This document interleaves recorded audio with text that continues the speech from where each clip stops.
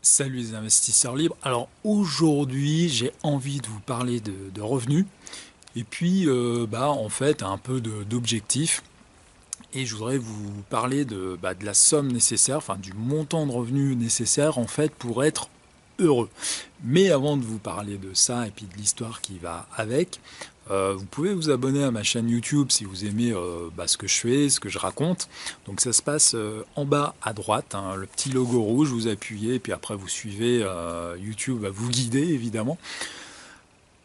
Et donc j'avais envie de vous parler, combien faut-il de revenus pour être libre? Parce que je lisais en fait cet après-midi tout simplement un article sur les revenus et je me suis souvenu d'une histoire de l'année dernière qui parlait en fait d'un d'un patron de start-up. Alors le nom de la start-up, je l'ai un peu oublié, donc c'est Gravity Payment, c'est une solution de paiement concurrente en fait à PayPal. Et en fait, le patron en fait, avait décidé de baisser son salaire de 14 fois pour le fixer à 70 000 dollars minimum. Et en même temps, tout simplement, il a décidé de... Alors la moyenne des salaires dans son entreprise était de 48 000 dollars et il a décidé d'augmenter tout le monde graduellement jusqu'à 70 000 dollars et d'abaisser aussi, pourquoi pas, le salaire des cadres et des autres dirigeants.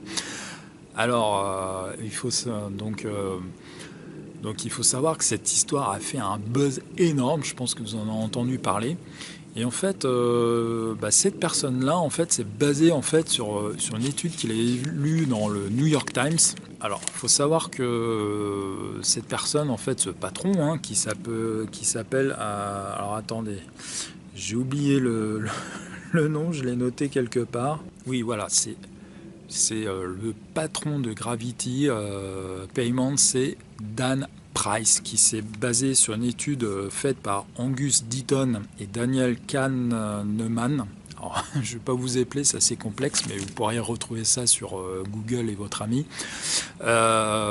Et donc, ces deux personnes-là avaient fait une étude, il y avait un article qui était paru, et l'étude en fait sérieuse en 2010, hein, qui concluait qu'en fait pour être heureux en fait aux États-Unis, il fallait en fait obtenir un revenu en fait annuel pour un foyer, hein, donc pour deux personnes, un couple, etc., de 75 000 dollars par an. Donc ça équivaut aujourd'hui à peu près à 70 000 euros, donc en équivalent en Europe. Et donc voilà. Et donc Dan Price, le patron de cette start-up, s'est dit moi j'aimerais bien que mes employés soient heureux. Et puis, et puis pourquoi pas faire le buzz en même temps. Et donc il a décidé de diminuer son salaire, puisqu'en fait au-delà, un euro en plus de revenus au-delà enfin dollars au-delà des 75 000 dollars, ça n'apporte pas vraiment beaucoup de bonheur en plus. Donc lui il gagnait 1 million de dollars à peu près de revenus annuels en tant que patron.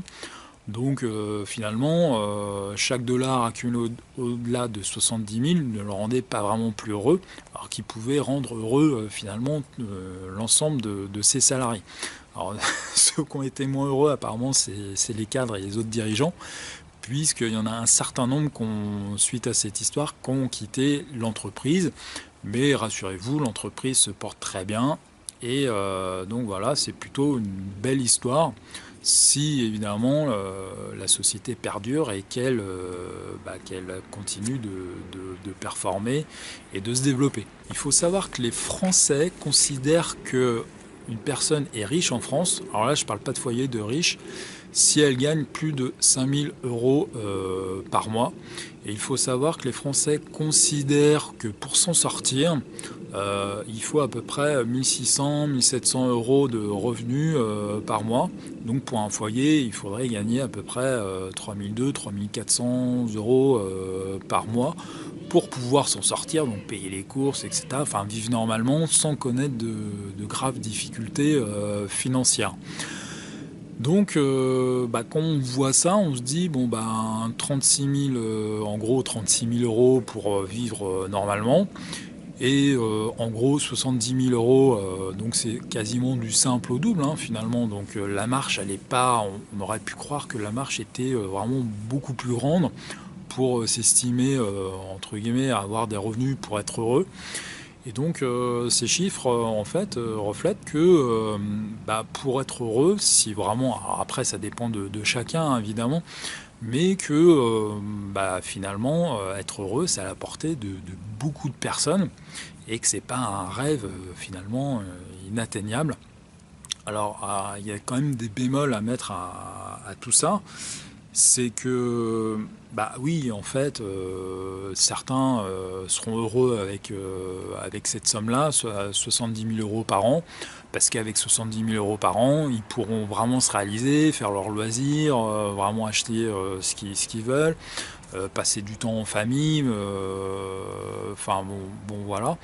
Mais il y en a d'autres, ils auront besoin peut-être de 10 000 euros par mois parce que, je sais pas, peut-être que qui voudront peut-être avoir un avion, enfin je sais pas, des trucs un peu extravagants, alors que d'autres, pourquoi pas 3 000 euros par mois, ça leur suffit amplement parce que eux, leur loisir, c'est peut-être plus la pêche, et la pêche, ça coûte un peu moins cher. Et donc, forcément, c'est quelque chose. Alors après, vous allez me dire, la pêche, ça peut coûter très cher si on fait de la pêche sportive en mer ou si on parcourt le monde pour faire de la pêche à la mouche en Amérique du Sud ou je ne sais quoi. Mais bon voilà, donc en fait ce chiffre c'est une moyenne, c'est une tendance et il ne faut pas évidemment généraliser. Alors l'autre bémol que je mets, c'est que en fait c'est très bien d'avoir les revenus, parce que les revenus, avoir suffisamment d'argent, ça permet d'avoir du temps de qualité, parce que si vous avez de l'argent, vous pouvez faire un repas en famille, aller plus souvent au restaurant, ou les inviter, faire des activités, les emmener en vacances, etc. Donc ça amène de la qualité dans notre temps libre.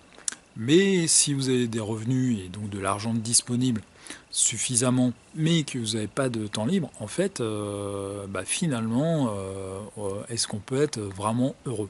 Et donc, il faut avoir un peu la combinaison des deux. Il faut avoir du revenu d'un côté et générer du temps libre. Et c'est là toute la difficulté à avoir. Et alors ça, vous allez me dire, il y en a certains, moi je suis très heureux dans mon activité professionnelle et passer 10-12 heures par jour à travailler, ça ne me dérange pas parce que mon métier c'est ma passion, et donc je m'éclate au travail.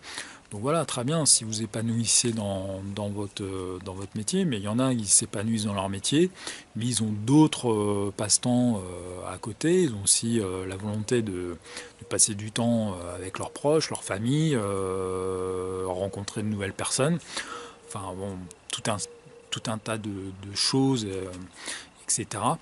Et donc finalement, il faut du temps libre, il faut dégager du temps, quoi. Et donc je pense que cette affirmation, il suffit d'avoir 70 000 euros par an pour être heureux, je ne pense pas qu'elle soit tout à fait exacte, puisque je pense que il y a plein de cadres qui gagnent par foyer très largement cette somme par an. Et ils sont vraiment pas heureux parce qu'ils passent 10-12 heures, voire plus, au bureau par jour. Et voire même, des fois, ils bossent le week-end parce que, voilà, hein, il faut c'est leur patron, et ils ont des responsabilités, on leur donne des tâches à faire, et ils n'ont pas vraiment le choix. Et donc, tout ça est à mettre en relation. Alors, je pense que l'avantage de cette étude, c'est peut-être de permettre de placer une barre, placer un niveau, de se dire voilà, si demain je vais être à l'aise et puis profiter de la vie, me mettre un niveau de revenu de 70 000 euros pour le foyer, ça serait un bel objectif, un bel accomplissement pour la suite. Donc voilà pour cette vidéo, j'attends vos commentaires. Si elle vous a plu, mettez un petit pouce. Et puis moi je vous dis à bientôt. Et puis en attendant, devenez ou restez libre. Allez, salut!